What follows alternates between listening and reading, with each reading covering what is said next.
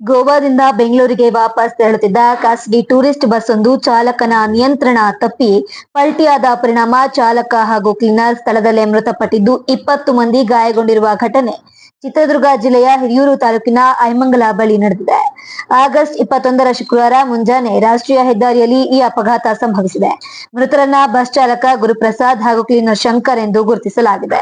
ಬೆಂಗಳೂರಿನ ಬನ್ನೇರ್ಘಟ್ಟ ರಸ್ತೆಯ ಅರ್ಕೆರೆ ಬಳಿಯ ಖಾಸಗಿ ನರ್ಸಿಂಗ್ ಕಾಲೇಜಿನ ಕೇರಳದ ಮೂಲದ 53 ವಿದ್ಯಾರ್ಥಿನಿಯರು ಆಗಸ್ಟ್ 16ರಂದು ಐಲ್ಯಾಂಡ್ ಬಸ್ನಲ್ಲಿ ಗೋವಾ ಪ್ರವಾಸಕ್ಕೆ ತೆರಳಿದ್ರು. ಪ್ರವಾಸ ಮುಗಿಸಿಕೊಂಡು ಬೆಂಗಳೂರಿಗೆ ಹಿಂತಿರುಗುತ್ತಿದ್ದ ವೇಳೆ ಐಮಂಗಲ ಬಳಿ ಈ ದುರ್ಘಟನೆ ಸಂಭವಿಸಿದೆ. ಚಾಲಕನ ನಿಯಂತ್ರಣ ತಪ್ಪಿದ ಬಸ್ ರಸ್ತೆ ಬದಿಯ ಟ್ರಿಂಜ್ಗೆ ಬಿದ್ದು ಪಲ್ಟಿಯಾಗಿದೆ. ಅಪಘಾತದ ರಭಸಕ್ಕೆ ಬಸ್ ಸಂಪೂರ್ಣವಾಗಿ ಜಖಂಗೊಂಡಿದೆ.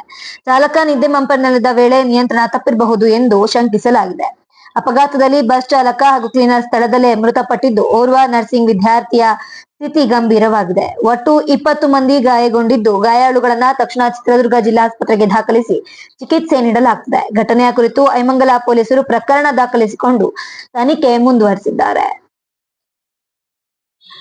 ಇದೇ ರೀತಿ ಶಿವಮೊಗ್ಗ ಜಿಲ್ಲೆಯ ಪ್ರಮುಖ ಸುದ್ದಿಗಳಿಗಾಗಿ ನಮ್ಮ ಹಲೋ ಶಿವಮೊಗ್ಗ ಚಾನೆಲ್ ಸಬ್ಸ್ಕ್ರೈಬ್ ಮಾಡಿ, ಲೈಕ್ ಮತ್ತು ಶೇರ್ ಮಾಡಿ.